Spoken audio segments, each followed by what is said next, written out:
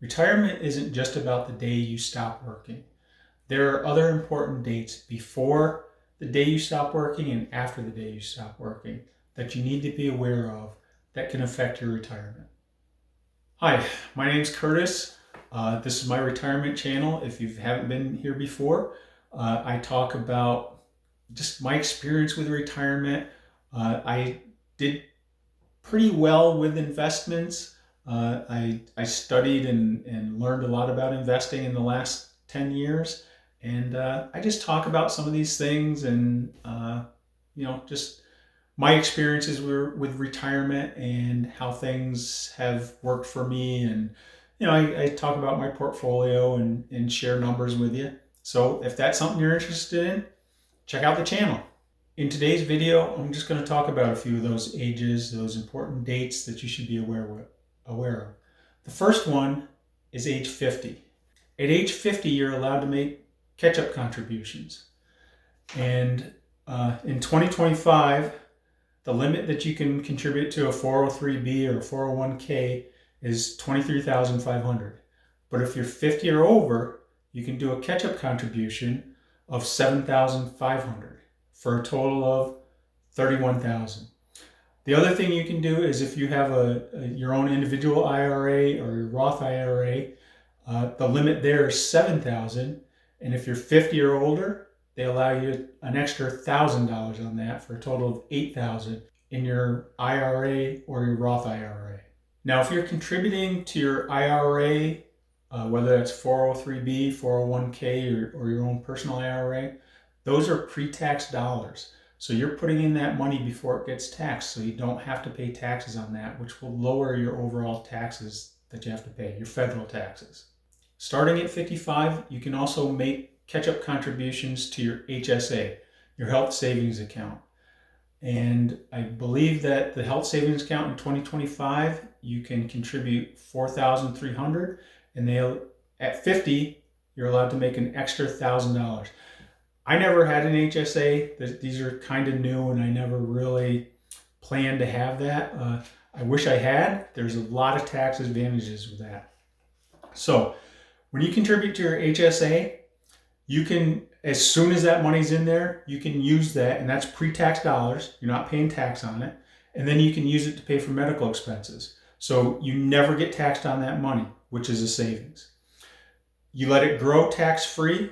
If it's in there, whatever interest or anything that you make on it is tax-free. And again, if you use it for medical expenses, you don't pay taxes on it.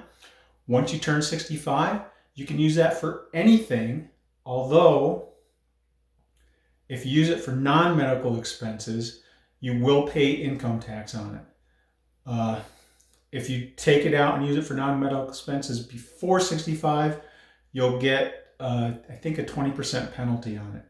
But it is truly the only tax-free investment that you can make if you use it on medical expenses. Like I said, after 65, you can use it on anything. If you use it for medical expenses, you don't get taxed on it ever. If you use it for something besides medical expenses, you do get regular income tax on it. So very good account to have. Most of us are going to need money for medical expenses as we age. So if I could do it all over again, I would start one. And if I do go back to work part-time, that is one thing that I will look at starting. Also at 55 is what they call the rule of 55. And that means that if you're working with an employer that you have a retirement account with, the year that you turn 55, if you leave that employer the year you turn 55, you're able to withdraw from that with no early penalties. So the normal age is 59 and a half, where you get a 10% penalty if you're younger than 59 and a half. But they came up with this rule that you can withdraw from the company that you're working with retirement account if you're 55, if you turn 55 the year that you leave that company. 59 and a half, like I just mentioned, at 59 and a half, you have access to all your retirement funds without the 10% withdrawal penalty. So IRAs, 401k, 403b, anything that any retirement account that you have now at 59 and a half, you can take that out with no penalty. You still have to pay taxes on it possibly, unless it's a Roth, but no 10% penalty. Age 62, that's the earliest age that you're eligible for Social Security. The drawback is that it's less. It's about 30% less than if you collected at full retirement age, which is 67. There are reasons why people collect at 62, and that is very personal and individualistic. It's for you to decide. Although I know personally, I'm going to wait to collect as long as I can, because right now I feel like I'm in good health and that I will live and be in good health well into my 80s. And as long as I continue to feel that way, that I will be in good health into my 80s, then I'm going to put off collecting Social Security as long as I can, and hopefully make it to 70 before I start collecting, because that's the max you can collect. Age 65, that's when you become eligible for Medicare. And when you turn 65, 3 months before and 3 months after is the sign-up period for Medicaid. Make sure you sign up. If you don't sign up, you can be hit with penalties. Even if you're working another job that you're going to keep that health insurance, you still need to sign up for Medicare or Medicaid, even if you don't use it, or else you will get penalized. You'll get penalized, and I think that penalty applies throughout the whole time that you're using Medicare or Medicaid. So sign up at 65. Also at age 65, and I did mention this before, but if you have an HSA, a health savings account, at 65, you no longer pay that penalty, which is 20%. You will no longer pay that penalty for non-qualified medical withdrawals. So again, HSA is a great tax savings account to have, because if you only use it for medical expenses, you will never pay taxes on that money. So at 65, you can use that money for non-qualified medical expenses, but if you want to, get the full benefit of using that account, then definitely save that for only qualified medical expenses.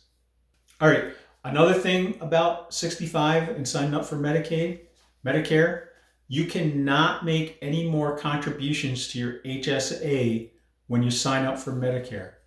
If you do, they'll penalize you. So just stop making that before you sign up for Medicare, before you're 65. Don't make any contributions to HSA after you're 65. Age 67. 67, well, actually still 66 for a few more years, and 67 is when you reach full retirement age. And for the people that were born in 58 and 59, their retirement age is still going to be 66 in like 10 months and 66 in 11 months, something like that. And in 2 more years, everybody will be at 67, because everybody will be old enough that they'll have to retire. The full retirement age is going to be 67 for everybody across the board. And 67 is 30%. Your Social Security payment will be about 30% more than if you collected it early. So if you can hang in there till 67, try to do it if you want to collect more money from Social Security. Age 70, you've made it. This is the most you'll ever be able to collect from Social Security. Here are my actual numbers from Social Security. Now these are estimated numbers that Social Security estimates that you'll get. But you can go to the website, you can go to the Social Security website and sign up, and you can get your own numbers. But here's mine, and they'll show you your early retirement at 62, your full retirement at 67, and your delayed retirement at 70. And you can see quite a bit of difference between the numbers. And these are monthly numbers. Age 70 and a half. Now you're eligible to donate to charities through QCDs, Qualified Charitable Distributions. And that comes straight out of your retirement account. So you will never have to pay taxes on it. Plus you'll get the benefits of donating to a charity. And in 2025, it's $108,000. So if you're somebody that has saved up a lot of money and you want to get a little bit of a tax break, if you're somebody that wants to donate to a charity, this is the best way to do it. It's going to be the best way to save money on taxes. Age 73. Time to take your first RMD, required minimum distribution. Remember, those contributions to retirement accounts were not tax-free, they're tax-deferred. So you're going to have to pay taxes on them sometime. And the government is going to force you to make withdrawals once you turn 73. Now, this is just for your regular retirement accounts. A Roth retirement account and an HSA, you do not have to make required minimum distributions. So you have to make an annual distribution, and there's charts and graphs for it. Roughly, just off the top of my head, I've looked at this before and played around with it. It starts off at 73 at about 4% of your portfolio. And by 90, it's up to about 8%. And then it starts going up even faster as you're getting to your 90s and 100. I think by 100, it's almost 20% for an RMD. And it stops at 115. And at 115 years old, they force you to take out half of what your portfolio is for your required minimum distribution. Okay, RMDs are very important to make sure that you take those withdrawals, because if you don't, you will pay a 25% tax, or I'm sorry, a 25% penalty on it. So if you're supposed to take out $40,000 and you don't take out anything, they're going to penalize you $10,000, and they're going to tax you on that $10,000. So don't miss your RMDs. Make sure you know what they are and make sure you take out the full amount. And like I said before, they increase with age. They start out relatively low, but as you age, you're going to have to take out more and more money. Oh, the other thing for RMDs, in 2033, it's supposed to, not saying it's a guarantee, but it's supposed to increase from 73 to 75 in 2033. All right, if you stuck around this far in the video, here is the most important, hands down, the most important age that has to do with retirement. When should you start saving if you're not already saving yet for retirement? Now, right now. That is the most important thing, is that you have to start saving for retirement. And don't think of it as, oh my God, this is costing me money that I could be out blowing on myself. No, this is paying future you. When you're 60, 70 years old, you're going to look back and say, oh, thank you, younger me, for having invested in my 403b or 401k or my Roth account or whatever retirement account that you have. You are going to thank yourself for putting that money in there. So do not delay. If you do not have a retirement account, go out and start one, go get one, figure it out, and start putting money in it. Okay, if you can think of any other important ages of retirement that I might have missed, let me know in the comments below. Always looking to learn more about retirement. I still watch other retirement channels. So that's all I got for today. I'll see you next time.